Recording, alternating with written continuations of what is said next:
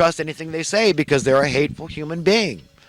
But if they're just saying things that maybe they get a little something wrong, I mean, maybe you do need to make an correction, apology, whatever. Publicly is fine. I mean, that's maybe what's necessary. But this whole idea that you're going to put somebody out of business because they say controversial things that offend you, that's very un-American, no matter who you are. So let's leave Islam out of it, okay? Leave Christianity out of it. Leave Judaism out of it. Leave conservatives out of it. Leave liberals out of it. Let's understand this is an American thing, okay? This is American principles and precepts. Free speech is something that we have to cherish, okay? More than the economic thing, because, you know, as much as I know that the economic thing is the root of all our problems, I'm talking about social ills in our society, all of them. All of them, and I'm not going to go into naming them, but all the problems we have, all the misery, all the death that's being imposed on us is all about the money, okay? But it's so important that I have the free speech to be able to point that out, that we don't have an authoritarian, totalitarian government in control, that most of our military and law enforcement are good, and most of the American people are good, and they want good to come. If 90% of the American people were opposed to that bailout in '08, then they knew on an intuitive, instinctive level, yes, this is the right thing to do. Even if they knew their own self-interest could be affected, they wanted it because at least it would be across the board. If we all at once felt this market correction, you understand? It'd be across the board. Everybody would feel it together. It'd be equally distributed. The pain, the economic pain, let's say, of a reduction in the prices, right? As if that's a bad thing. And the increase in the worth of your currency. It's not a bad thing. That's a wonderful thing. And thank God 90% of the American people saw that. We're a good people. We're a good and righteous people. Okay, when we try.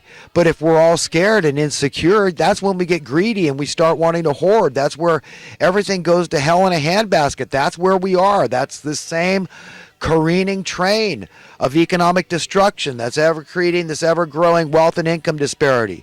That's ever-growing the poverty, that desperate poverty and death, people dying out in the cold, the homelessness.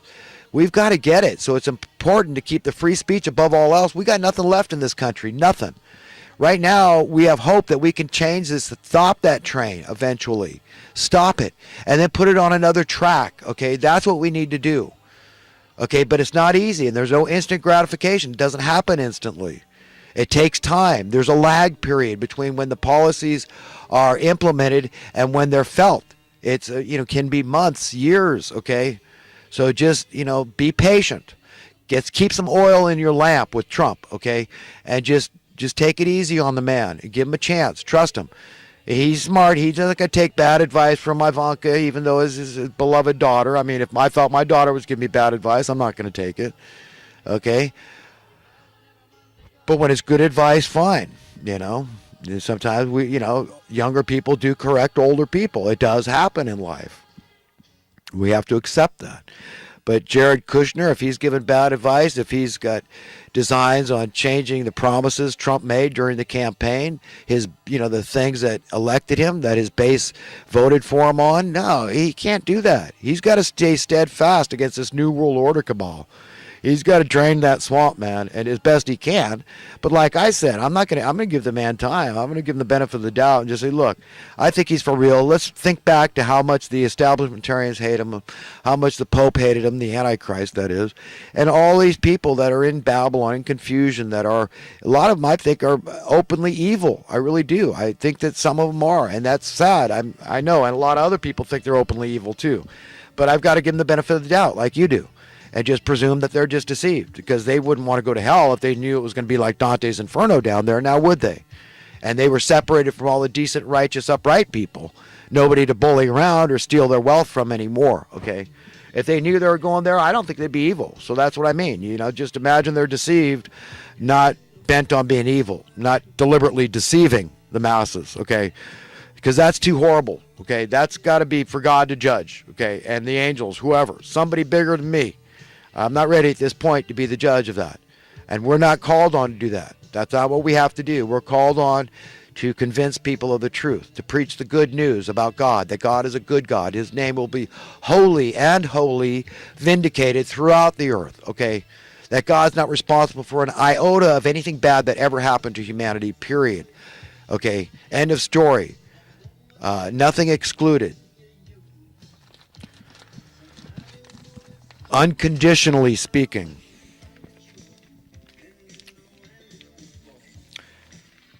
Boy, I'm hearing both sides from the real estate. I know that one thing they teach is it's always a buyer's market. It's always a seller's market. That's one line of BS they're always teaching, propaganda in the business. But now they're saying, oh, it's a tough buyer's market, but it's a good buyer's market. It's a bad buyer. It's bull crap. You're hearing it from both sides of their mouths. These people are evil liars, okay? And the media, just to play this up without, asking a few questions about it, saying, well, what do you mean? Why are high housing prices good? Let's understand this thing, okay? When the majority of California residents are renting, and that high housing prices translate to higher rent prices. Do you understand how that works? There's a direct correlation, undeniable, unequivocal correlation. They got Flynn still in the hot seat over what? Again, it involves filthy lucre. Satan got him in trouble again. Money, our love of money. It's sick, man. We're a sick species, and we got to know it. Yeah, the media vaunting these stupidest people out there. God, it sickens me. No question. They don't ask any questions of substance about stuff. Oh, God, they sicken me. God help them.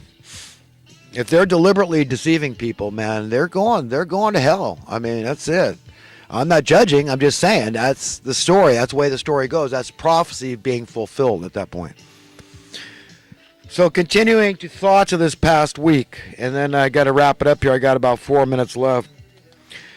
When we fill our hearts with enough love, there's no room for the other crap. If there was no money, there could be no money lovers and all the associated problems that Jesus spelled out. Either one believes God is a faithful, good, and true God, or that God is traitorous, lying, and evil. Yep, you got to either believe in God or not. He's all good, or, that he's not a God worth serving. And all of us have to make up our own individual minds what we want to face him and answer for our beliefs on an individual basis. Not saying because of what this guy taught me, that guy said, what my parents said, friends, peers, or whole groups of people. No, it's one-on-one we stand. It's going to be every man for himself someday.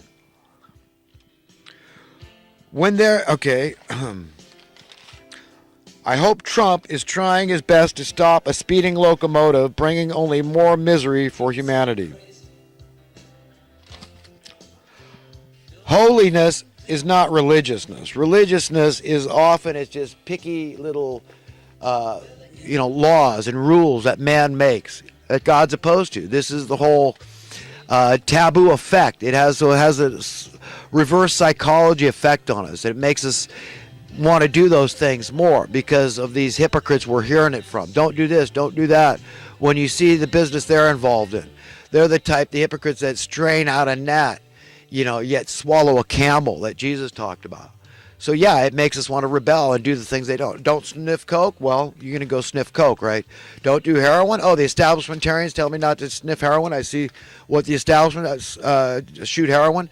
I see what the establishmentarians do. I'm going to shoot heroin. You understand how this thing works? Oh, prostitution's taboo, even though for millennia they haven't been able to stop prostitution. Okay, it still goes on, but we're gonna villainize the Johns and villainize the prostitutes, but we're not gonna have any discussion about financial desperation. Okay, none of that, right? You see the madness of this world, and I'm a radical. Okay, I don't buy it. I'm not a radical. I've got my sensibilities. I'm down to earth. I'm logical. I'm reasonable, and I use math and science to back up the things I say. At the end of the day, it's not your opinion or mine that really matters. Rather, it is God's opinion. When so-called capitalism, quote, stops working for the average person, it has stopped working. As long as they keep whittling away at the Americans' standard of living, they're content to keep blaming the average middle class, okay, for the problem. Say, the answer is just taxing them more. It's the middle class fault, right? Madness. A society rife with madness, I'm telling you. A true intellectual must base their belief system upon logic, reason, and sense. If you're not idealistic, then by default you're condoning compromise. And where does that stop? White people have been trained to be stupid, ignorant, and confused. Stupidity is powerlessness. The following statement is the most radical speech anyone could ever engage in. Abolish the Fed. And I mean that. That's what I would do. That's what needs to be done. Have you ever wished you were invisible? Maybe that's normal in an insane world. We live in a so-called society or, quote, civilization replete